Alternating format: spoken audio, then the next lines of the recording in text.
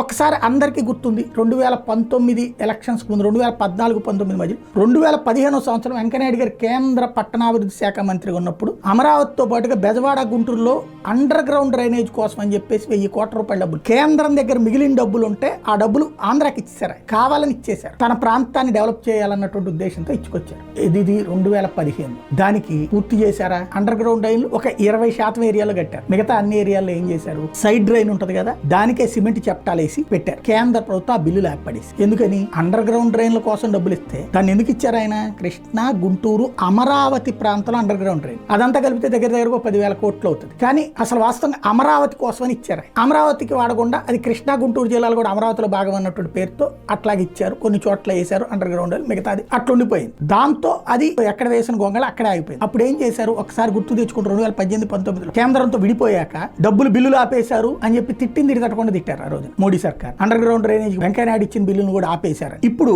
ఆ బిల్లులు జగన్ వల్ల ఆగిపోయినాయట. కొత్తగా రాసుకొచ్చిన వార్త. అప్పట్లో నిధులు మళ్లించారు, ఇప్పుడు భారం పడుతోంది అంట. ఆ నిధుల్ని మళ్లించారనినే అప్పుడు బిల్లులు ఆపేసి చంద్రబాబు గారికి, బాబు గారి టైంలో దాన్ని ఆ రోజున మోడీని తిట్టారు. ఇప్పుడు జగన్ తిడుతున్నారు. జగన్ వల్ల ఆగిపోయినాయి అంటే జగన్ ఆ నిధుల్ని డైవర్ట్ చేశాడంట. ఎలాగ వార్తలు రాస్తున్నాము అనేది జర్నలిస్టులకు తెలుసా, లేకపోతే మనం ఏం రాసినా చెల్లుబాటు అవుతుందన్న కోణంలో ప్రజలకి ఇవన్నీ ఆడ గుర్తుంటాయి. కాబట్టి జనానికి ఏదైతే గుర్తుండదో వాటిని ఎదురోళ్ల మీదకి తోసేసుకోవడం ఒక తెలివైన ఎత్తుగడ.